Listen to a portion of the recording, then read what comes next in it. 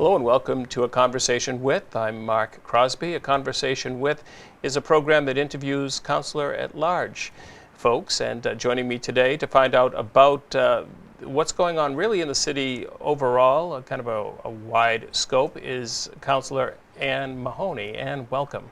Thanks, Mark. Great You're to one be of the here. folks. I am. I'm one of the folks. I'm one of the folks. Thanks for joining me today. Absolutely.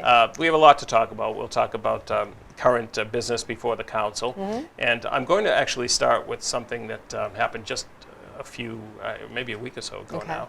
And that was the 114 Whitwell Street property. The planning board approved the development from Fox Rock. Right. So it was delayed, and we were there in the summertime, and the constituents in the neighborhood, many people throughout the whole city got up and they were very vocal about pushing back to Fox Rock about the size of the development. They really wanted to see it downsized. And you know, we were supposed to come back in front of planning board prior to the election, but it got postponed until after the election, the results. I don't think that had anything to do with elections, it just happens to be timing. And we were back last week, and it picked up right where we left off with, you know, the planning board came on, and we listened to Fox Rock, and we listened to some of the peer review. What Fox Rock did, and in the peer review, basically, they did downsize it by about 25 units, but they increased the number of bedrooms in the units. So in the end, it ended up being a shell game where it was actually larger than it was before. So there was going to be more people actually living and inhabiting the space up at 114 Whitwell Street. And because they actually took the number of units down by 25, they also were able to decrease the number of parking spaces they needed. So it really is not a win for the neighborhood up there. And it was recognized, if you go through the peer review, it was recognized and called out. And then they're able to give answers back saying, we've met with the community and we're meeting the needs. They just wanted to have lesser units, which isn't really true. They were talking about density, and density is the number of people, not necessarily the number of units. But So it is permittable as it stands, correct? it is permittable as it stands for right now. I mean, it is, and it got passed. But you know, the real thing that was going on there is originally this site would have been a planned unit development, and through the council's wisdom in 2017, December of 2017. They decided to change it from a PUD and put it in the hands of the planning board because they felt as though that would give the councils would be able to represent their neighborhood and be able to stand up and voice either that they were for it or against it and stand with the neighborhood and have a vocal piece to that. That was the selling part of 2017. And that planned unit development would have been in the council's hand. In other words, we would have been the people to be able to ask the questions and you have to balance that because we would have been the planning board. Like at so that many time. other PUDs that Exactly. folks have witnessed. Yeah, and you know the difference there is that that the density could have been something we could have discussed. Now in this particular case, it ended up going to the planning board. The planning board is appointed. It's an appointed board by the mayor. This is a developer that is very much in line with the mayor. And the fact of the matter is the mayor was very in favor of what was going to be happening at 114 Whitwell. He didn't really stand with the constituents, and they weren't asking for much. We're talking the difference of being able to bring it back in line by the number of units to be able to coexist with a neighborhood and a development. And we weren't far off yet. It was really a slap in the face, and it was disingenuous for the development to come back and say we've downsized it by 25 units and we've met the needs of the neighborhoods, when in fact they increased the density by increasing the number of 2 bedrooms to 3 bedrooms, and so on and so forth. And it ends up being more people. And the other side of that is an area to which that they negotiated with the mayor, which was the mitigation money for how we would deal with the street lighting and a lot of the things that they promised in their plan, saying, we will add a light, we will add crossing areas, we'll make the sidewalks safer, we'll make a walkway for the people who live in the new development to go down Ulysses Street to the MBTA. All of those things were considered, and basically they said that $1 million should cover all of that. And it's just, it's a tenth of what will be needed to be able to do that. And there's concerns about flooding in that area as well. Absolutely. And the flooding they're doing, everywhere you hear it's a 100-year flood storm. It's a 100-year flood storm, and we're getting wiped out in certain areas. We were only doing a 10-year, where normally it's a 25-year flood zone. So there were lots of things that when you listen to it, you might come back and maybe have a question if you're on that planning board. Maybe raise the bar to say, that scratch your head and say, is that the best that we can do to make sure that this is going to protect a neighborhood that has problems? But their answer, nobody had that question. Now, the developer said it could have been more dense.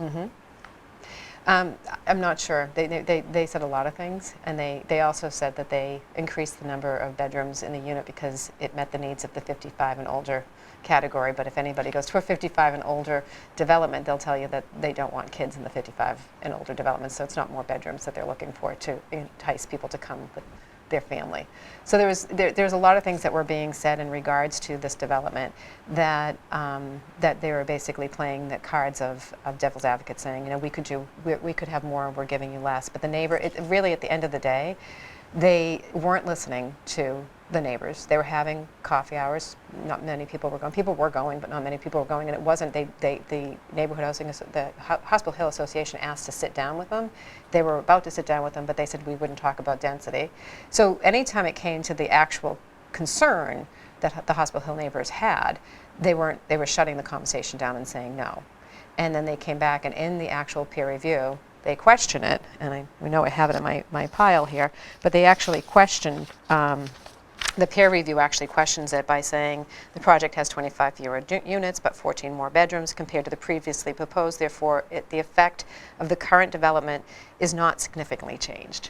So there lies the kind of the slap on the face to those neighbors. And then the applicant negotiated a lump sum mitigation payment through the mayor's office for any off-site improvements. And that lump sum was not actually documented anywhere. It was pushed to find out that was $1 million. And a lot of the things that were said at the planning board was that, you know, it would be bared by, the responsibility would be bared by the city to be able to do those developments. And it was mentioned that there'll be capital improvement money, and there'll be SOAR money, and there'll be lots of other, and what it turns out to be is the developer is going to get the assist of a lot of benefits that will be paid for by the taxpayers, because that money will come back to the council and be asked to be approved, and it will be borne and paid for by the taxpayers of the city of Quincy. And you know, this is where negotiations do come into play, where we need to push back. This is not an opportunity zone. You know, they had a reverter at the site up at the Hospital Hill that was tied to an LDA. We released that reverter so they can develop. Now they're just a developer. In any other community, you'll see developers being pushed for mitigation to be able to actually enhance the neighborhood. $1 million, and it's not even going to touch the things that they said they were going to do. Very similarly, down at Ross parking lot, they were showing us in the plans with the LDA that they were going to have all this open space, and they were going to have, you know, they were going to have a place for our, you know, for community output and things to happen for the community. And I also remember people being very excited when they were showing that. And I said, where is it in the plan? Who's paying for that? Oh, we're not paying for it. They show us a pretty picture, but they're not actually paying for it. And they were showing you a pretty picture for Hospital Hill, telling you that we were going to put safety requirements in, lots of things that were going to happen to protect the neighborhood for the traffic that they were going to create.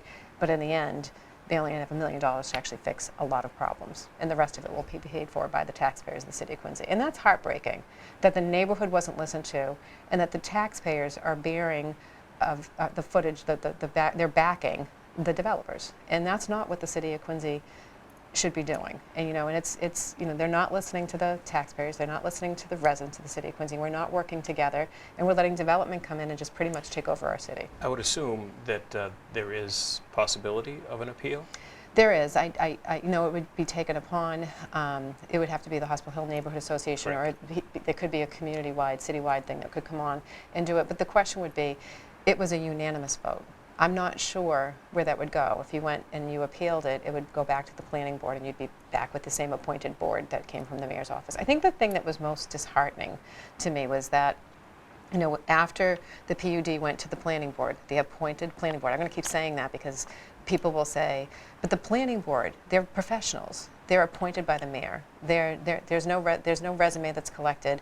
They're tapped on the shoulder by the mayor, and they're appointed. That's just how they work. That's how it works in the city of Quincy. Other communities, I was asked this earlier by somebody, how do other communities do it? They actually do a call for appointees. They ask for, you know, your background. They try to make sure that they're fitting people that are on the board. They're interviewing people that are to make sure that they're putting people on the board that have the right qualifications to be able to look at things. They're still appointed by mayors, but they have certain qualifications that you have to meet to be put on them. all different ways to go about doing these things. But right now, the mayor appoints the planning board. The planning board sat before him. It wasn't a special permit. They passed this through. They had no questions after 3.5 hours of people asking questions, bringing up question after question that of the presentation that was shown to them, that peer review and the developer brought before them, public hearing, that they brought up specific to what was there. Facts, not emotions, facts. There were lots of facts that were presented. Not one person on the planning board thought to say, what about that? Is it going to be better? What about this? How are we going to fix this? Where is that money going to come from? $1 million doesn't seem like it's going to cover all that. Where is that? Not one question. Instead, they went through and they listed some of the qualifications that have to happen, and I think there were 32 of them, and then they just all voted aye. And this could be a reality as soon as when? It could be starting, next week. I'm not sure. I'm not sure how fast they can. No, they actually it'll have to go through other processes. I'm sorry. Okay. It goes from the planning board. It will have to go through any other commissions it has to go through. But the point is, once it clears the planning board and it goes to zoning, or if it goes to any of the other boards that they have to get releases from, the planning board's sending it through with a recommendation of a favorable recommendation. And usually when the planning board sends it through with a favorable recommendation, the other boards follow suit. They'll ask questions. They will. I mean, zoning will ask questions if they need any zoning, and conservation will ask questions, I'm sure, about some of the things that will come before them. But again, with the approval of the planning board and the peer review, typically these things don't get held up any further down the road. There's opportunities for the neighborhood to actually step up and organize again, but it's harder. Every time they get an approval, they start to divide and conquer. So they could have a zoning board and a conservation meeting in the same week. It gets harder for people to be able to stay organized to go out to those. And for those folks that are wondering what will happen to the emergency room that's currently there? It will go away. It won't stay. So I'm not sure how much longer it has. I think it was 2021 that it was going to be there until. So it was never intended that it was going to stay. Right. And I think Fox Rock's answer is that they're bringing medical use, not defined. We don't know what it means, down to the Ross parking lot. But it will not be. And we will not have an emergency room in the city of Quincy. And that was pushed during the LDA as well, because they are taking that away. So we will not have a hospital. We might have urgent care down in the downtown. You might be able to go see your general practitioner down in the downtown. We don't know what's going to be down in the downtown. Well, we do see a lot of urgent care. They're very units, popular. Yeah, popping up all over the place, really. Yeah, they're very popular right now. I mean, it just gives you another alternative that is usually. But it's not an emergency. It's not an emergency. So if you have a cold, or if you have a sinus infection, you can go to an urgent care and get that prescription.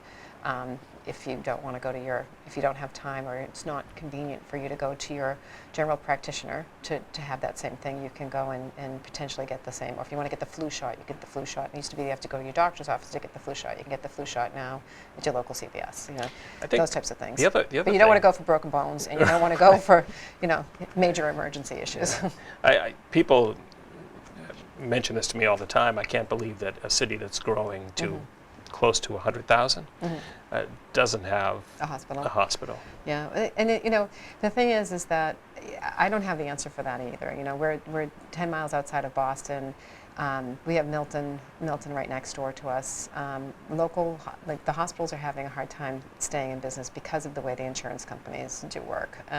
So it's right. You see all the mergers. The mergers that are happening, and the cost of insurance is just really, really expensive. And those are things that are beyond the city of Quincy that are going to be able to fix that. But at the same time, we do have a responsibility to the constituents that we serve here in the city of Quincy. So when we were talking about the LDA in the downtown, and we weren't getting this specificity to what was going to go down there, it's concerning to me, because it was pretty much their medical use definition that they had a really hard time. The city of Quincy, our administration, had a hard time defining. Even though they defined it, they actually had to ask Fox Rock what the definition was. That stuff is concerning to me, because that definition was the same as what it was up at Hospital Hill. Up at Hospital Hill to turn around and say it was the same as it's going to be down at the Ross parking lot, which really left the door very much open. So it could be an urgent care, it could be a doctor's office, it's going to be tax exempt. So although it's commercial property, we will not be collecting taxes off of it. The whole building, not just the portions that will be medical use. So if you have a doctor's office, that's typically not medical use. It will be tax-free. And if they do not get that in, then Fox Rock has basically 4 strikes before they are out, and we might be able to revert this back in 4 years. That's the one question I do have, is that we're almost 9 months into saying yes to the LDA, and haven't seen much work happening down at Ross parking lot either.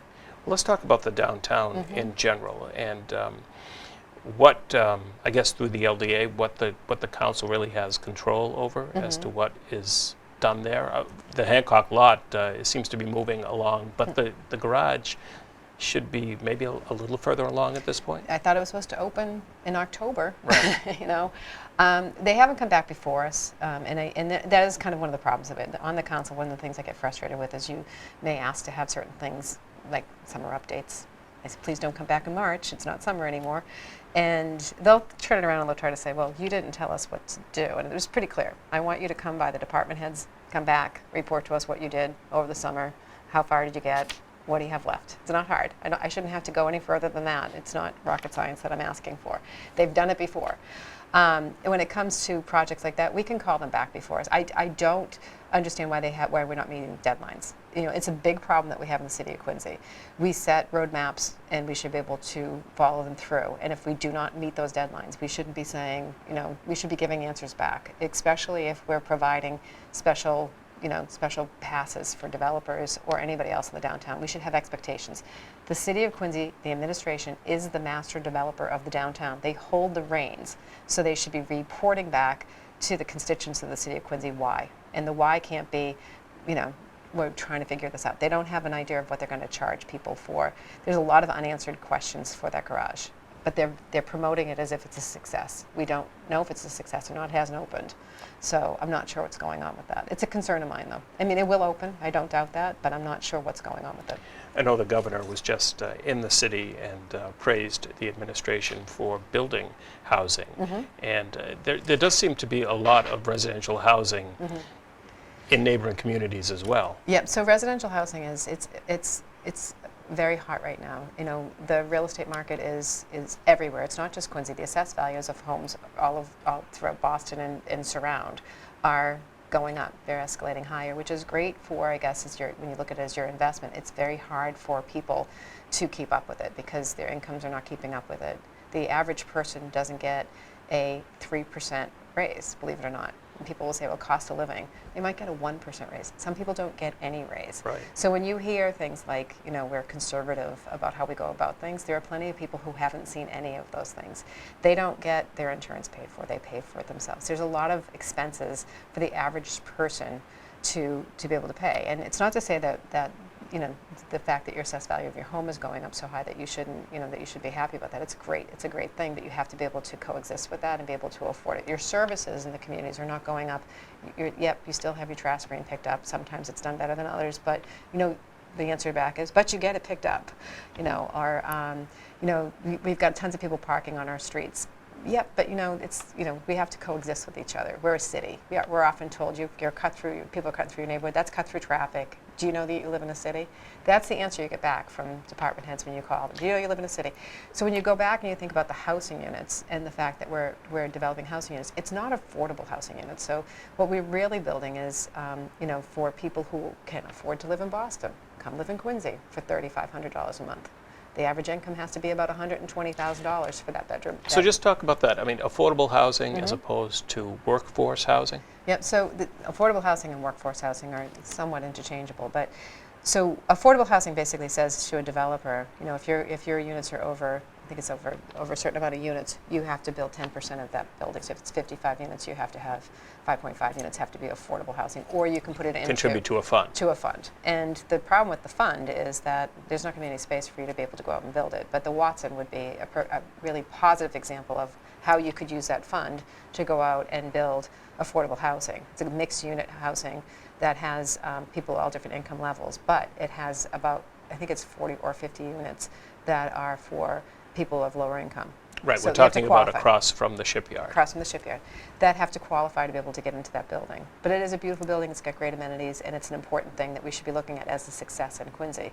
But a lot of the developments, including Hospital Hill, will not have an affordable housing portion of it because they're going to put it down at the Ross parking lot. So they're offsetting, and they did it in the LDA. They basically said, we're going to use all of the development that we have, and we're going to offset it all down into the, and we're going to put it as affordable housing. And they're legally able to do that. They're legal. Well, they were. That was part of their LDA clause. And one of the questions I had was, all of your development, other than Hospital Hill, what other developments are you doing that's going to be residential? There are no other ones. They own a lot of property in Quincy, but they really haven't done. They own the Masonic Temple. They own the Citizens Bank building. The Masonic Temple, Mm-hmm. any update on that property? Nope. No. So that is a Fox Rock development. Has a great, billboard in front of it portraying what it maybe is going to be someday. But they had a big splash in the paper telling us it was going to be open restaurant, rooftops, activities, all sorts of things. Really placating to the needs of what people are saying they would like to see in Quincy. But not being developed. Now, the one thing we talked about is when you look at other communities, when they have this done, within a short period of time of them saying that they're going to do something, it's done. In Quincy, we have this developer that's come in and bought up a lot of different things and has promised a lot of incentive ideas that people would like to see happen, but nothing is happening. It's questionable as to why. I'm very hopeful it's going to, but we haven't seen a shovel in the ground yet from Fox Rock on any of these. Maybe Hospital Hill was holding it up, and now that they've cleared that, maybe we'll start seeing some things happen. But it makes me worried because this is a development that's much bigger than anything they've ever done before. So it's, those, and that's the reason why I think the neighborhood's concerned as well. And before we leave the downtown, an update on another, I suppose, connector, and that's the General's Bridge. No idea where that stands. I mean, that's another one that presented to us at the city council, told us that we were going to get going on it. Haven't seen much happen there. It's very frustrating to be on the council and not really have a full review of things coming back. We talk about them, and the assumption is that things are happening, but they seem very still. Nothing's moving over there. I do know over in the Ross parking lot where I think Lovely Pets was in the Ross parking lot, they have since moved out. Pretty much everybody has moved out, but Coffee Break, for those of anybody who doesn't know, they're still open and active over there. So please still continue to go to Coffee Break over there. But they're the only business that's left over there, and they haven't found a location for them in Quincy Center yet that I know of. So the whole talk was that that building was going to be, settled, and they were going to be working on the downtown in that area, and that partially has something to do with the bridge as well. All of those things are connected, Right. but it doesn't seem like the pieces of the puzzle are coming together yet. So, well, I guess we're all in a wait and see. These things are taking far too long, though, Mark. I mean, that's one of the things that really is kind of amazing is that the cost of the investment normally in any kind of development phase, once you push past the approval stage, you'll start seeing things happen because they don't want them to take. Developers typically do not want things to take decades to do. It's usually a time frame. Money's tied up. Money's tied up, and it costs money. It costs to stop. It costs to stand still. And usually people will walk away from those kind of investments because you just can't. You can't do that. But I guess we can just keep going back to the well here in Quincy. So I want to talk about. I don't think you can though. I will not let you. But The public safety building, I think Broad Street, and that general area, the moving of the animal shelter, eventually a dog park.